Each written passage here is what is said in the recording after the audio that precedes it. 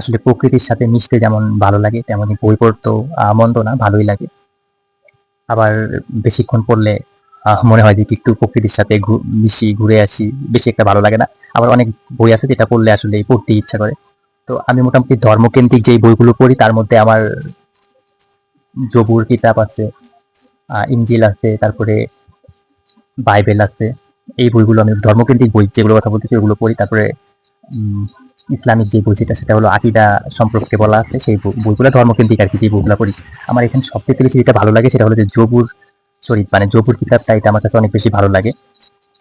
কারণ এখানে অনেক মানে ভালো ভালো কথা বলা আছে এবং চমৎকার চমৎকার কাউলি দেওয়া আছে। সেই কাউলিগুলো কিন্তু সৃষ্টিকর্তার উদ্দেশ্যে বলা, বা সৃষ্টিকর্তার উদ্দেশ্যেই বলা। কিন্তু কাউলিগুলো সৃষ্টিকর্তার উদ্দেশ্যে বলা থাকলেও কি হয়েছে, এখানে আপনার হলো যে সুফি টাইপের আর কি, মানে অনেক তাত্ত্বিক বিষয় নিয়ে বলা। এগুলা যদি কেউ ধর্মের বাইরে গিয়ে যদি কেউ গ্রহণ করতে চায়, তারপরেও কিন্তু আমার মনে হয় যে এটা গ্রহণ করতে পারে। এবং আমাদের এই আধুনিক বিশ্বে কিন্তু অনেকে কিন্তু যোগকে কিন্তু ধর্মের বাইরে গিয়েও কিন্তু এটাকে কিন্তু নৈতিক দর্শন বা সাংস্কৃতিক বিষয় হিসেবে কিন্তু তারা কিন্তু ধারণ করে।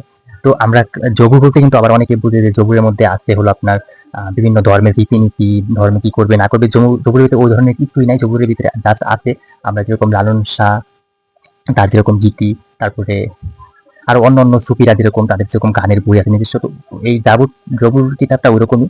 এটার মধ্যে আপনার আছে 150টি কাউলি আছে, যার মধ্যে কিন্তু রীতিনীতি সম্পর্কে মানে কি কি পালন করবে, কি কি মানে প্রথা, যে বিষয়গুলো, সেই প্রথা বিষয়ে কিন্তু কিছুই বলা নাই। এখানে যা শুধু সৃষ্টিকর্তার উদ্দেশ্যে প্রেমের গান, তারপরে দিয়া আপনার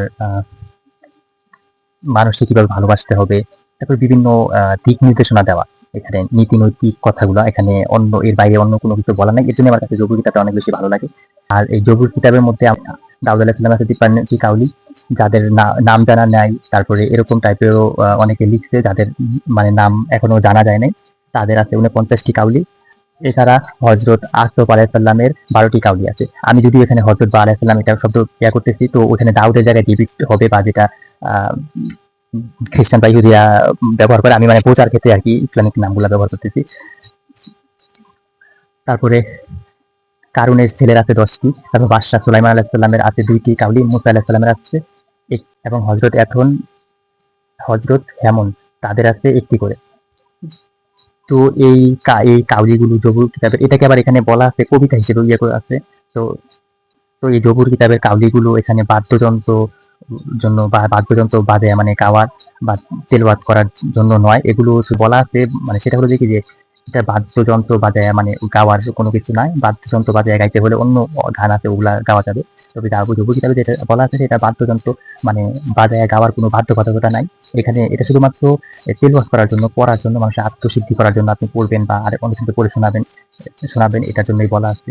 তো জবুর কিতাবকে আমার কাছে সত্যি অনেক বেশি ভালো লাগে, বা এই কিতাবটা আমি এর জন্যই মানে এই কিতাবটা অনেক বেশি পড়ার চেষ্টা করি। যদিও মানে বই তেমন একটা পড়া হয় না, তারপর আমি এটা মানে ধর্মকেন্দ্রিক যদি কোনো বই পড়া হয় তাহলে আমি অবশ্যই জবুর কিতাবটাকে অনেক বেশি আমার কাছে ভালো লাগে। কারণ এখানে আমার সবচেয়ে যেটা ভালো লাগে সেটা হলো যে কোনো প্রথার কথা নাই, প্রথার কোনো কথা নাই এখানে। এখানে তেমন কোনো কুসংস্কার বা ওরকম টাইপের কোনো কিছু নেই। এখানে জাস্ট ধর্ম বিষয়ে এ বলা আছে যে সৃষ্টিকর্তা একজন আছে, বা তার উদ্দেশ্যে কিছু গান, তার উদ্দেশ্যে কিছু প্রেমের গান, বা তার উদ্দেশ্যে নিজের আত্মাকে উৎসর্গ করা, এই টাইপের কিছু কথা বলা আছে। আর এর বাইরে আর কোনো কিছু বলা নেই।